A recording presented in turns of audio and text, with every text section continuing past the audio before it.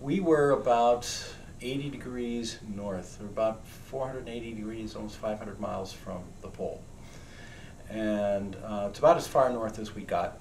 The sunlight angle was quite low, and it was very intriguing to see because there was some floating ice in the foreground, and in the back there were a series of islands, and these were small sort of rock edifices coming out of the ocean. There's something almost impressionistic about it in terms of the French fascination with color, the French fascination with light, and the art of the late 19th century and early 20th century. And this seemed to sort of fall into that category, and was so attractive to me that I had to photograph it just because of the color and the textures.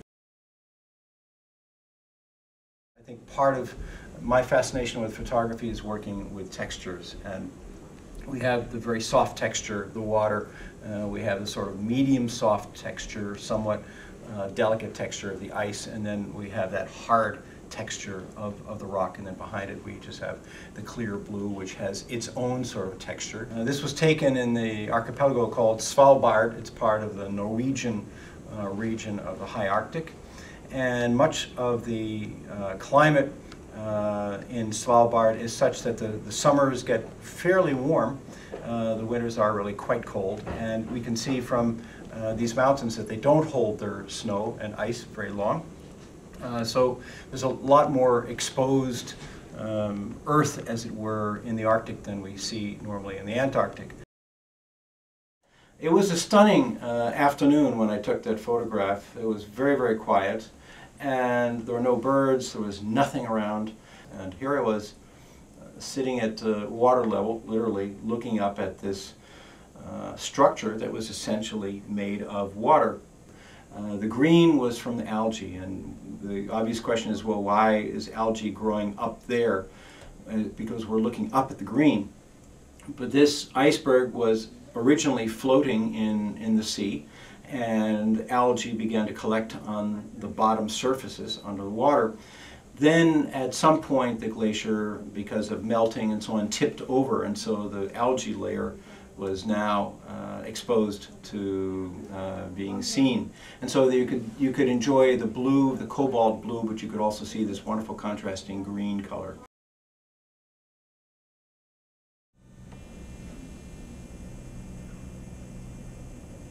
In a way, looking through this tunnel is sort of like looking through time. This ice gets a kind of a cobalt blue color because of its age.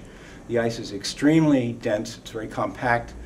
It's been under pressure for a long time, and because of that density, it actually only lets out the blue rays. And even though we think of snow and ice as being a temporal kind of a thing, it begins to make you feel very insignificant in time. I'm really fond of this particular photograph because it shows two states of a glacier, one as it currently is on the left, and this one is still producing ice into the ocean and calving, as we call it.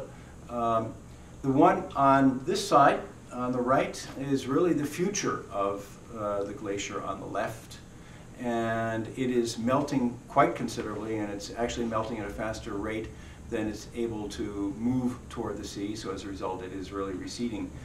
So in a way we're seeing two conditions of what happens to glaciers, and it's rather indicative to me of much of the issues concerning global warming and what's happening and what will be happening to a lot of the glaciers, especially in the Arctic.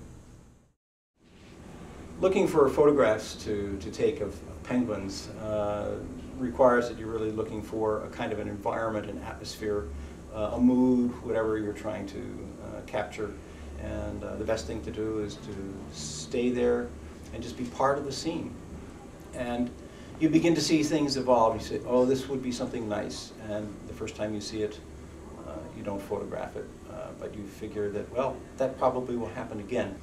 This particular photograph, I probably took 15 or 20 of these two together. And I really liked this one because it wasn't necessarily in the feeding process, but there was a sense of trust, a sense of care, a sense of vulnerability to it, which I thought was particularly attractive.